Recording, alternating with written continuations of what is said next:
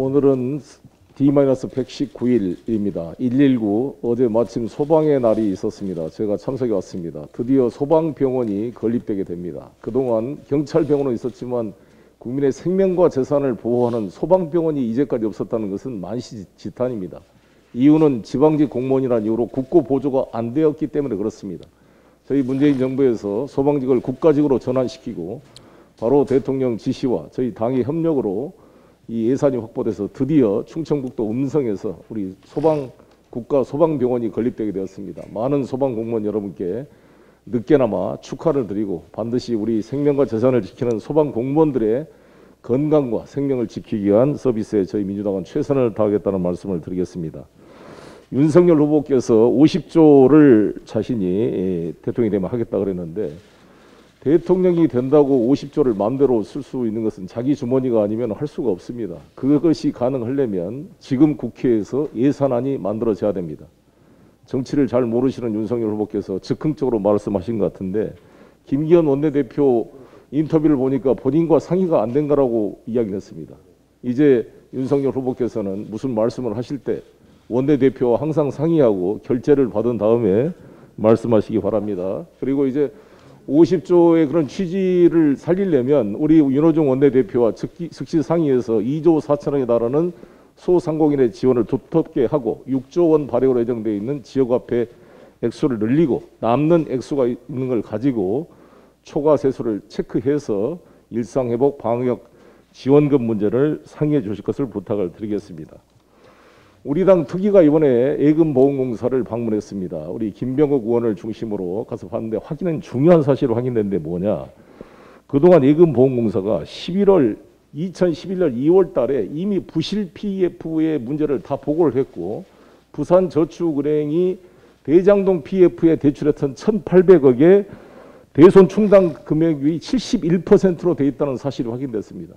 여러분, 국민 여러분, 71%면 이 돈을 빌려줘서 29%만 환수 가능성이 있고 71%는 날아간다는 부실 대출인 것을 분명히 정리한 겁니다. 그래서 예보가 이 사실을 당시 검찰에 자료를 다 제출했고 검찰에서 예보 직원과 이거를 2011년 3월부터 6월까지 3명을 검찰 파견해서 수사 협조를 했다고 합니다. 그런데 어떻게 이것을 놓치고 13건을 윤석열 중수이과장이 당시 기소를 했는데 13건이 다 부동산 PF 관련입니다. 20억 빌려가지고 부실된 PF도 고발이 기소가 됐어요. 그런데 1,800억이 간보의 79%로 부실화되어 있는 대장동 PF를 기소를 안 했다는 게 과연 정상적인 검사의 행동입니까? 저도 변호사지만 있을 수 없는 부실 수사를 한 것이 드러나고 있는 것입니다. 그때 이에 대해서 윤석열 후보가 뭐라고 답변했느냐. 돈 심부름꾼으로 기소 대상이 아니었다. 아니 돈 10억 3천만 원을 받고 100억 불법 알선 수료를 받은 사람의 돈 심부름이 기소 대상이 아니었습니까? 윤석열 후보님? 그게 검사로서의 정말 제대로 된 사고입니까? 이건 스스로 부실 수사를 인정한 발언이다. 그 이유는 단 하나밖에 해석될 수 없습니다. 김만배가 소개한 박영수 특검이 변호사를 했기 때문에 나온 겁니다. 그러면 이게 부실 수사한 게 2015년도 동일 사건으로 수원지검에서 조우영을 구속시켜서 2년 6개월의 실형이 선고됐다는 것은 스스로의 부실 수사를 자백하는 것입니다. 이런 부실 수사를 했던 윤석열 후보가 자기가 검찰총장이었으면 이거 며칠 안에 대장동 끝냈다. 대통령이 되면 이재명을 구속시키겠다. 이런 황당한 소리를 하는 것은 부끄러워할 일이 아닌가 생각합니다. 본인부터 돌이켜 보십시오. 그리고 대장동 몸통이 이재명이라고 떠드는 이 사람 어저께 MBC에서 보도가 됐습니다만 여러분 아시다시피 박근혜 정부 때 2016년 추진됐던 뉴스테이라는 정책이 있었습니다. 당시 서성환 국토부 장관이 제가 인천시장실에 출연했던 누구나지 프로젝트를 벤치마킹해서 만든 뉴스테이였는데 이 뉴스테이에 엄청난 특혜를 줘가지고 만들었습니다. 그러나 이게 민간은 30%, LH가 70%씩 투자한 것도 이익은 거꾸로 70%를 민간이 가져가는 엄청난 특혜 조치로 이 구성이 되어 있습니다. 그것이 MBC 보도가 됐습니다만 총 12개 사업에 4조 8천억의 이익을 민간이 독식하는 걸로 되어 있습니다. 이제 4년이 임대기간이 지나서 의무 임대기간 4년, 8년이 지나고 나면 시가로 분양해서 민간이 특혜를 가져가게 되어 있습니다. 대장동을 가지고 이것을 배임죄라고 말한다고 한다면 이 뉴스테이를 만들었던 박근혜 정권과 당시 새누리당 뉴스테이 법을 통과시켰던 이런 분들은 정말 특정경제가중처벌법으로 처벌해야 될 중대 배임 범죄가 아니겠습니까? 왜 정말 내로남불도 이런 내로남불이 없습니다. 당장 윤석열 후보와 국민의힘은 계속 대장동 가지고 뭐 난리 칠 게 아니라 개발이익 환수에 관한 법률안에 적극 협력해서 통과해 주실 것을 촉구하는 바입니다. 이상입니다. 송영길 대표께서 방금 말씀하셨습니다만 국민의힘은 그 대통령 후보가 원내대표에게 결재를 받아서 공약을 내놔야 되는 모양입니다만 저희는 뭐 절대 그렇지 않습니다. 대통령 후보께서 심사숙고해서 공약을 제시하면 원내대표인 저는 최대한 이 가행성 높은 계획을 만들어서 그것을 실행시켜 나갈 것입니다. 오죽 그 실현이 불가능한 말씀을 하셨으면 국민의힘 원내대표가 자기는 들어본 적 없다라고 발뺌을 할까 참 딱한 생각이 듭니다. 이재명 후보께서 전 국민 지원이 필요하다 이렇게 말씀하신 것에 대해서 저희 당에 구체적인 방안을 마련했습니다. 어제 원내에서는 전 국민 일상회복 방역지원금 지급을 공식화했습니다. 어제 위드 코로나 방역지원금이라는 말씀을 드렸는데요. 이게 외래어고 그 의미가 좀 정확히 전달이 안 돼서 그래서 전 국민 일상회복 방역지원금이라고 명칭을 새로 명명을 하겠습니다. 이 위드 코로나 시행으로 이제 개인의 일상 속 공간이 다시 열리면서 사실 방역의 주체도 국가 중심에서 개인 중심, 국민 중심으로 빠르게 전환돼야 하게 되어 있습니다. 다른 나라의 그 위드 코로나 전환을 예로 보면 갑자기 확진자가 늘어나고 또 그래서 일상 회복이라는 게 오히려 더뎌졌는데요. 이것은 그 나라의 국민들이 섣부르게 마스크를 벗었기 때문입니다. 이 마스크를 계속 쓰면서 일상으로 돌아가는 것이 필요합니다. 그러기 위해서는 우리 국민들께서 조금 더 부담이 있더라도 계속 마스크를 쓰셔야 되는데 이미 약 500일 가까이 우리 국민들께서 마스크를 써오셨습니다. 이 500일에 하루에 마스크 하나만 썼다고 해도 KF94 마스크가 지금 한 500원 합니다. 이것만 해도 한 20만 원이 넘는데 25만 원 정도가 되는데 앞으로 계속 마스크를 쓰셔야 된다라는 말씀을 드리는 게 대단히 송구스럽습니다. 그래서 저희는 일상 회복으로 돌아가면서 이 일상 회복과 함께 이 방역에 대해서도 국민들께 지원을 해드려야 한다라는 취지에서 일상회복 방역 지원금을 구상하게 되었다는 말씀을 드립니다. 앞으로 이 문제는 행정안전위원회와 예결위에서 심도 있게 논의해 나가도록 하겠습니다. 어제 정기국회 본회의 일정과 정개특위 구성에 여야가 합의했습니다. 정개특위는 입법 심사권을 가지고 지방선거, 선거구 획정 등 공직선거법에 대한 논의를 해나갈 예정입니다. 또한 현행 만 25세 이상으로 되어 있는 피선거권 연령을 만 18세로 낮춰서 선거권과 피선거권 연령을 같도록 하는 것은 이미 여야 당 대표께서 공감대를 이룬 바 있기 때문에 쉽게 이루어질 것으로 생각하고 있습니다. 그 외에도 재외국민 참정권 보장을 위한 우편투표제 도입 논의도 서둘러서 이번 대선에서부터 실시될 수 있도록 최선을 다하겠습니다. 그런데 야당의 밑도 끝도 없는 이 개발이익 환수제 도입 방해는 참 유감스러운 일입니다. 우리 당 국토위 위원들이 지난 4일 개발이익 환수 법안 상정과 심사를 촉구하는 기자회견을 열었지만 아직도 국민의힘은 묵묵부답 대답이 없습니다. 대장동 타령만 하면서 정쟁을 일삼던 그 패기는 어디가 있는지 대안을 마련하자라고 이야기를 하니 먼 산만 보고 있는 격입니다. 대체 이렇게 딴정을 피우는 이 사람들이 사실 범인이나 또는 악인이 아닌가 이렇게 생각합니다. 국민의힘과 윤석열 검찰 패밀리가 주축이 된 50억 사기단 재결성 방지를 위해서라도 이번 정기국회 내에 개발이익 환수제 관련법을 반드시 처리하겠습니다. 링컨 대통령은 권리를 줘보면 인격을 안다 이런 말씀을 했습니다. 이재명 후보는 지자체와 광역자치단체의 행정을 맡아서 도시의 격을 높였습니다. 윤석열 후보는 그런데 검찰 수장에 올라 본인과 가족 측근 비리를 막을 벽만 세웠습니다.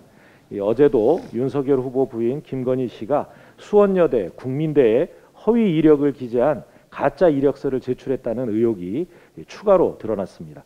박사학위 논문 표절부터 주가 조작 연루 의혹에 이르기까지 이 허위 경력 기재까지 뭐 하나같이 가짜와 사기뿐입니다.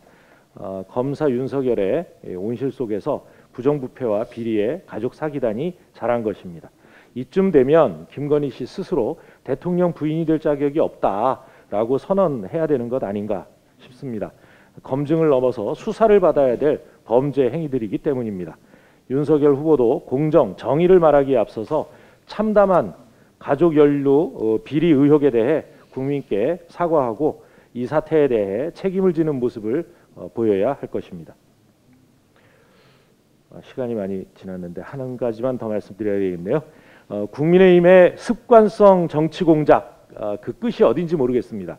이재명 후보를 흠집내기 위해서 조폭 연루설을 퍼뜨리고 국민의힘과 조폭이 짜고 조작한 이런 가짜 뉴스를 유포했던 것이 드러났습니다. 조폭 박철민 측이 10억을 줄 테니 있지도 않은 허위 제보를 해달라 이렇게 부탁을 했고 국민의힘에서 당신의 이 비리를 검증했으니까 협조 안 하면 다칠 것이다 이런 겁박까지 했다는 겁니다. 윤석열 후보가 도와줄 거다라는 이 말까지 덧붙였다고 하는 대목에서는 정말 충격적이지 않을 수 없습니다. 윤석열 그리고 조폭 그리고 국민의힘 이게 다 한 통속 한 편이 아닌가 이렇게 생각이 됩니다. 이것이 사실이라면 조폭 돈다발 사진 폭로를 이용해 대선 정치 공작을 펼친 배후 세력이 국민의힘과 윤석열 후보라는 이야기입니다. 정말 이기기 위해서는 주술의 힘뿐만 아니라 악마의 힘도 동원할 태세입니다. 이쯤 되면 국민의힘은 공당을 포기한 정치 공작단이다 이렇게 얘기해야 할 것입니다. 행안위 국감에서 면책 특권 뒤에 숨어서 가짜 돈다발 사진을 공개한 김용판 의원을 비롯해서 이번 사건 관련자 누구도 예외 없이 응분의 정치적 법적 책임을 져야 할 것입니다. 이상입니다. 네, 앞에서도 말씀이 있었습니다만 윤석열 후보 50조 공약을 하고 필공짜 공약으로 만들어서 국민들을 우롱을 해왔는데 윤 후보가 그 전철을 밟지 않기를 바랍니다. 집권 후에 추경하겠다고 미루지 말고 이번 국회에서 제대로 논의해서 진정성을 보여주기 바랍니다. 민생의 여야가 없습니다. 조선시대에도 흉년이 들면 골든타임을 놓치지 않고 구휼미와 규율 정책으로 피해 입은 백성들을 살피었습니다. 윤석열 후보의 손실보상 확대 취지를 환영하며 선진국 중 가장 낮은 국가부채율과 건전한 국가재정 속에서도 선진국 중 가장 높고 가장 가파르게 올라가는 가계부채의 고통을 막기 위해서라도 우리 당이 검토하고 있는 전국민 재난지원금은 반드시 필요한 것입니다. 이는 국가의 최소한의 역할을 다하고자 함인데 이것에 대해 국민의힘이 무조건 반대만 외친다면 국민의 삶을 제대로 헤아리지 못하는 기득권 정당일 뿐이라는 것을 드러내는 일입니다. 재난당한 국민을 살피는 일은 여전히 정부의 몫이며 추가 세수를 내년 예산에 반영시켜 완전한 일상 회복을 위한 총력 지원을 모색해 가야 합니다. 이재명 후보도 제안했듯이 후보 간 1대1 정책 토론을 통해 코로나 피해 지원을 최대한 할 수 있는 현실적인 방안을 함께 머리를 맞대 고민해 나가자고 제안드립니다. 윤석열 후보의 공약이 진정성 없는 제안이 아니었기를 바라며 윤 후보의 답변을 기다리겠습니다. 이상입니다. 어제 선대위 구성이 거의 마무리된 걸로 알고 있습니다. 이제 민심 속으로 들어가기 위해 속도를 낼 때입니다. 후보 직속 균형발전위원회는 어제 사전 회의를 마치고 15일 1차 회의를 하기로 했습니다. 어디에 살든 청년들이 꿈을 이루며 행복하게 살 수 있는 나라를 만드는 것이 저희 위원회의 목표입니다. 이재명 후보께서 전국 모든 지역을 살릴 수 있도록 좋은 정책과 비전을 만들겠습니다. 저는 균형발전위원장으로서 오늘 사법신도시 건설특별법을 발의합니다. 균형발전은 김대중, 노무현, 문재인 대통령으로 이어지는 민주정부의 독보적인 의제입니다. 우리 당 대선 경선에 참여했던 모든 후보도 균형발전을 주요 비전으로 삼았고 대법원과 헌재 이전을 공약했습니다. 오늘 발의하는 사법신도시 건설특별법은 수도권 내 지역에 사법신도시를 건설하고 대법원과 헌재, 그 소속 기관을 이전하는 방법과 절차를 규정하고 있습니다. 이재명 정부가 탄생하면 국가균형발전의 중요한 계기가 될 사법신도시의 첫 삽을 뜰 것입니다. 국가균형발전을 위해 이재명 정부를 반드시 만들어 주시기를 부탁드립니다. 내일 본회의에서 국민의힘을 탈당한 무소속 곽상도 의원에 대한 사퇴안을 처리합니다. 돈 받은 자가 범인입니다. 돈 받은 자와 그 자금의 흐름이 수사의 핵심이 되어야 합니다. 국민 누구나 알고 있습니다.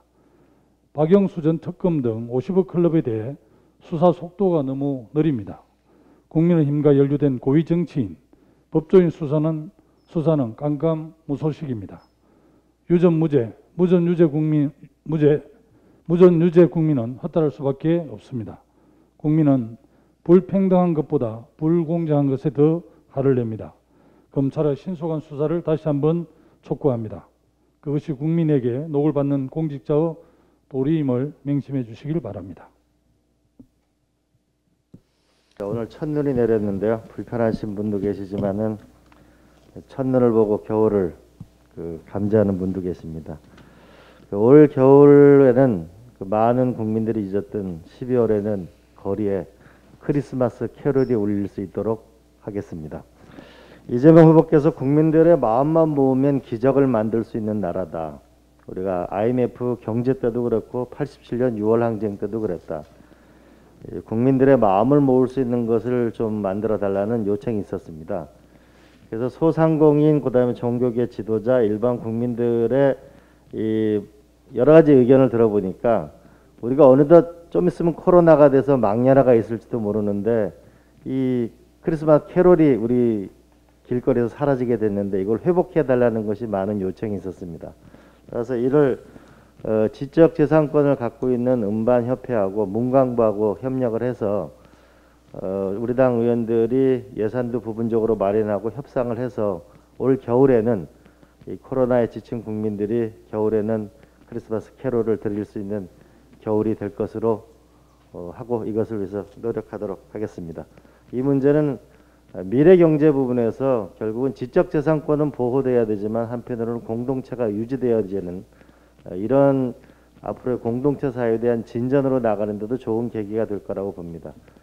이번 교육 문제 때문에 이 비대면 수업을 하고 나니까 상대적으로 가정편이 좋은 아이들은 공부 여건이 좋았고 가정편이 어려운 아이들은 굉장히 어려웠습니다.